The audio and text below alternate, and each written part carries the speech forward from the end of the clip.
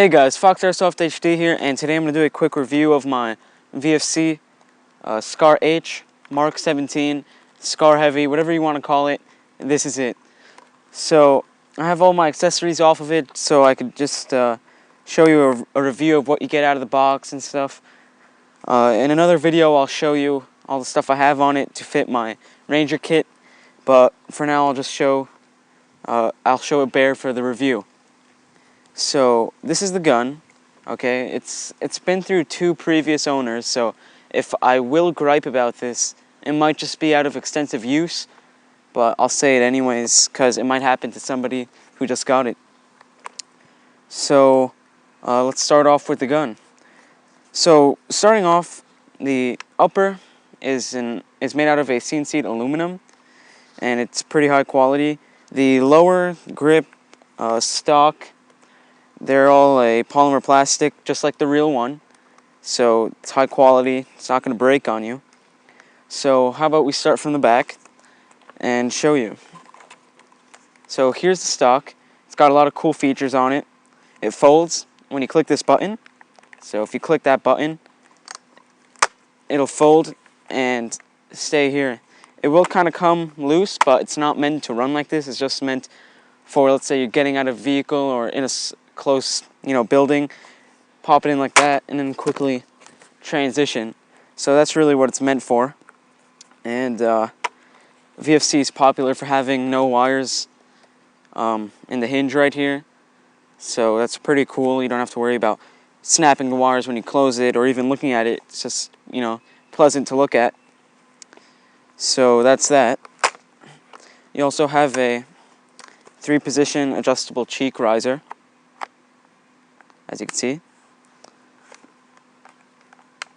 You also have a 6-position retractable stock. I'm not going to retract it right now because I have the battery in it, and it'll kind of ruin the wires if I do it with the battery because I'm stretching it out. And that's one thing you gotta be careful of. And then you got the butt stock, and usually you'll have a pin here, but I lost the pin, so I just put a screw. You pop that out, take the cheek, you take it off, and then you'll see the wires. I'll show that later. But that's about it for the stock. It's a Dean's connector stock, and I have a battery in there. I'll show you the rate of fire and stuff later. So moving on to the body, as you can see, let's start off with the magazine. Just get that out of the way. It is a 160 round mid cap. Some retailers might include the mid cap or the high cap. I have the high cap, and this is the mid cap. The mid cap has a little plate on the bottom like the real one. The high cap obviously doesn't for the winding wheel. This mid cap holds 160 rounds, and the high cap holds 500 rounds. It's made out of metal. It feeds all right for me. I have no problems with it, and it's good. This plate often kind of wobbles a little bit. It doesn't matter though because it hasn't fell off for me. So that's that. You have your selector switch. That's ambidextrous. You have safe, semi, and auto, as you can see. One complaint I have about this gun is that the selector switch has kind of come loose to where if I would push this, the other one would kind of get stuck. And it's just not a really smooth action between both of the selector switches as much as I wanted it to. Again, it could be, previous owners, it's been through a lot of wear, or it's just kind of screwed up on me. I'm not really sure. But I'll just share that with you. Magazine release is ambidextrous. You have it right here. Right here. A really cool feature is the charging handle. It's got the it stops like that and then release it. It's a pretty cool sound. You could change this handle and put it on the other side, because when you disassemble it, you pull this out and there's 2 notches on either side. So if you're lefty, you can put it on this side, which is pretty cool. Okay, so when you pull the charging handle, on the other side you'll have access to your hop-up unit. That's easily adjustable when you don't have to hold the bolt back because it catches. So that's pretty cool. Another feature that's really cool is that the entire bolt on the real gun has been replicated on this one. So if you can see all along here, when you move it, the whole thing moves. And when you take it down, it's much like the real thing. So that's really cool that VFC has done that. And it's pretty awesome. On this side, you have FN Herstal trademarks. They bring out the realism of the gun, make it look cool, all that. There's really nothing to complain about in terms of that. It's really awesome. Your pistol grip is a standard AR type pistol grip, but what VFC has done is they figured out a way to make your airsoft pistol grip thin like the real one. So to where the motor is not making it a fatter grip like all the other airsoft guns. It's thin and really comfortable. So that's that. You have your flip up SCAR sights.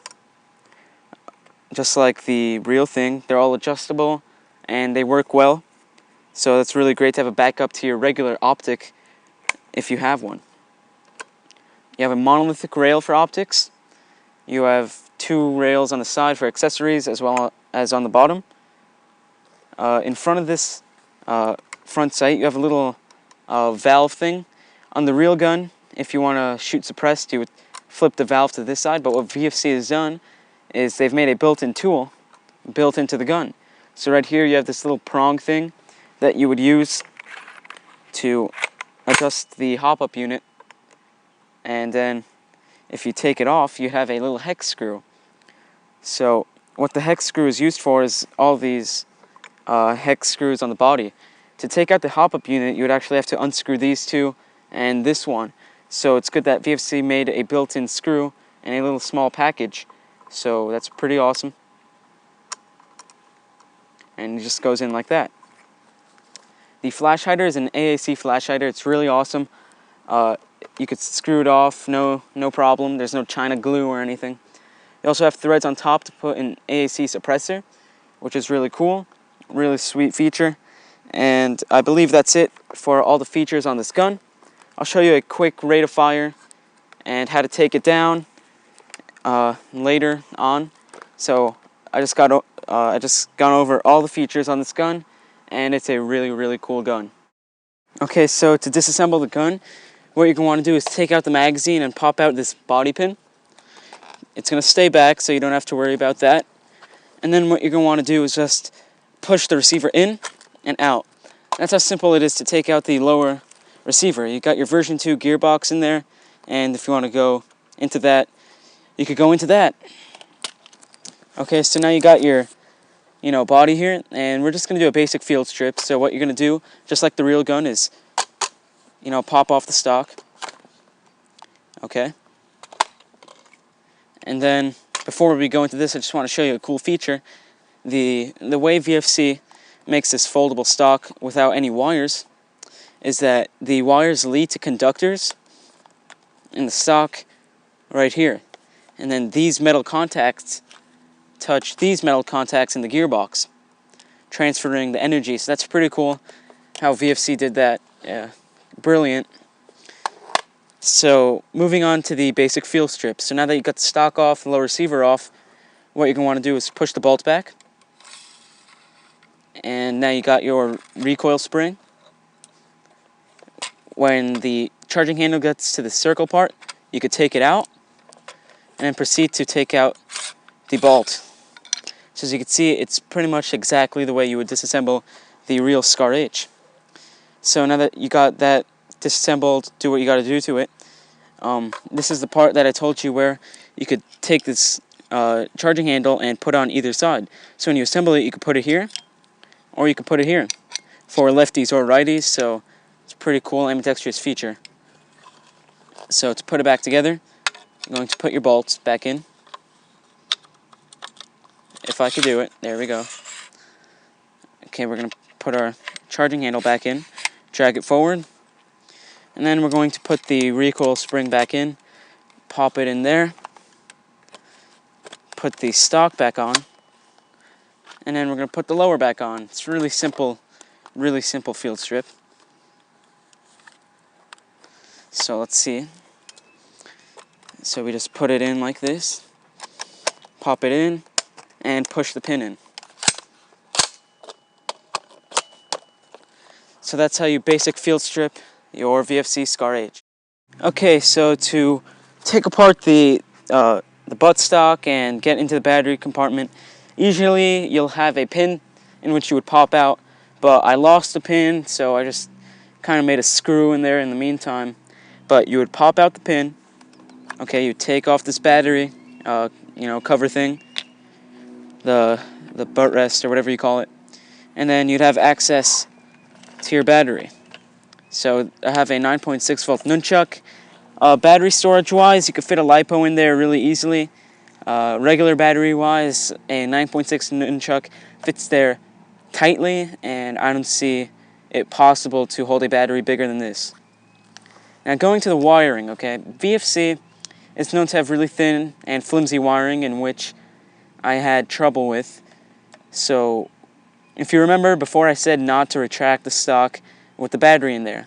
Well, I learned that because I retracted the stock with the battery in there, and the red wire ripped off the fuse and it didn't work, so I had to solder it back together. So that became kind of an issue. If you don't have a soldering wire, if you don't have tools and such, you would have to take it to tech and blah blah blah. It would be a huge problem. So again, I recommend not to do that. Now putting it back in there. Plug it back in. Shove all the wires down there, and then you would want to put this fuse connector in that little compartment right there. And then you would just put the buttstock in there, like so. So that's about it for that. And yeah, that's about it for the review. Thanks for watching. Comment, rate, subscribe, do all that stuff. And see you guys in the next video.